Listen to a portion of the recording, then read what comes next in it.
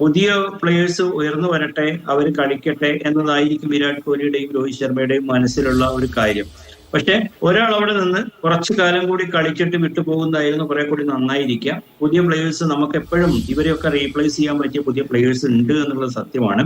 പ്രത്യേകിച്ചും T20 മത്സരങ്ങളിലാണ് നമ്മൾ കൂടുതൽ ഊന്നൽ കൊടുക്കുന്നത്. കാരണം IPL മത്സരങ്ങളുടെ ആധിക്യം കാരണം ഞാൻ അതിന് കുറ്റം പറയുകയല്ല, അതിന് ഊന്നൽ കൊടുക്കേണ്ടി വരുന്ന സാഹചര്യത്തിൽ ടെസ്റ്റ് മത്സരങ്ങൾക്ക് വേണ്ട രീതിയിൽ പ്ലേയേഴ്സിനെ മോൾഡ് ചെയ്തെടുക്കുക എന്നുള്ളത് അത്ര എളുപ്പമുള്ള കാര്യമല്ല. കുറച്ചുകൂടിയും ദീർഘമായ ഒരു ഫോർമാറ്റാണ്.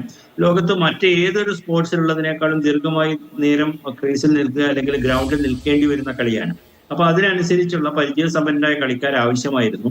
ഇവർക്കൊരു വിരാട് കോഹ്ലിക്ക് പെട്ടെന്ന് ഒരു പകരക്കാരനെ കണ്ടെത്തുക എന്ന് അങ്ങനെ ഒരു അല്ല വിശ്വനാഥ്, ഇപ്പൊ കഴിഞ്ഞ ദിവസം IPL മത്സരത്തിലെ രാജസ്ഥാൻ റോയൽസിനെതിരായ ഒരു മത്സരം, അതിൽ നമ്മുടെ എല്ലാവരുടെയും നെഞ്ച് ഒന്ന് വേദനിച്ചൊരു നിമിഷം ഉണ്ടായിരുന്നു. 2 റൺസ് സ്കോർ ചെയ്തതിനു ശേഷം തന്റെ ഹാർട്ട് ബീറ്റ് സഞ്ജു സാംസനെ കൊണ്ട് ചെക്ക് ചെയ്യിപ്പിക്കുന്ന ഒരു വിരാട് കോഹ്ലി. അങ്ങനെ ഒരു വിരാട് കോഹ്ലിനെ നമുക്ക് പോലും കണ്ട് പരിചയമില്ല. കാരണം അത്രയും ഫിറ്റാണ്, അത്രയും ഫിറ്റായ ക്രിക്കറ്ററാണ്.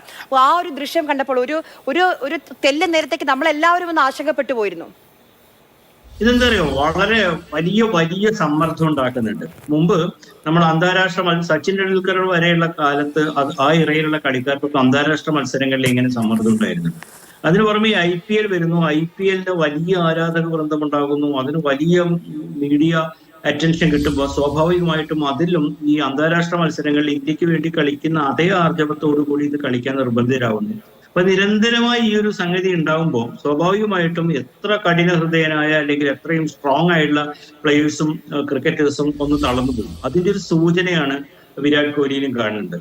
അപ്പം അത് സ്വാഭാവികമായിട്ടും ടെസ്റ്റ് T20 മത്സരങ്ങൾ, വൺ ഡേ മാച്ച് എല്ലാം കൂടി ഒരുമിച്ച് മുന്നോട്ട് കൊണ്ടുപോകുക എന്ന് പറയുന്നത് ഞാൻ നേരത്തെ പറഞ്ഞല്ലോ, വളരെ ദുഷ്കരമായ കാര്യമാണ്. അപ്പൊ കാലത്തിനനുസരിച്ച് ക്രിക്കറ്റ് മാറുന്നുണ്ട്, അതിനനുസരിച്ച് ചേഞ്ച് ചെയ്യേണ്ടതുണ്ട്. അപ്പൊ ചില ഘട്ടത്തിൽ ഇത്തരം മുൻകൂട്ടിയുള്ള തീരുമാനങ്ങൾ എടുക്കാൻ അവർ നിർബന്ധിതരാകും. പ്രത്യേകിച്ചും ഓസ്ട്രേലിയ ഒക്കെ ചെയ്യുന്നത് കണ്ടിട്ട്, ഓസ്ട്രേലിയ ഈ സാധാരണ ഈ T20 ലീഗിലുള്ള കളിക്കാരെ, ടെസ്റ്റ് കളിക്കുന്ന പ്രധാന കളിക്കാരെ മാറ്റി നിർത്താൻ വേണ്ടിയിട്ട് അവരെ പ്രേരിപ്പിക്കുന്നുണ്ട്. അപ്പൊ അതിൽ വരുന്ന സാമ്പത്തിക നഷ്ടം ഈ ടെസ്റ്റ് മത്സരങ്ങൾക്ക് വേണ്ടി ബോർഡ് തന്നെ ചെയ്തു കൊടുക്കുന്ന ഒരു സാഹചര്യത്തെ കുറിച്ചൊക്കെ ചിന്തിക്കുന്നുണ്ട്.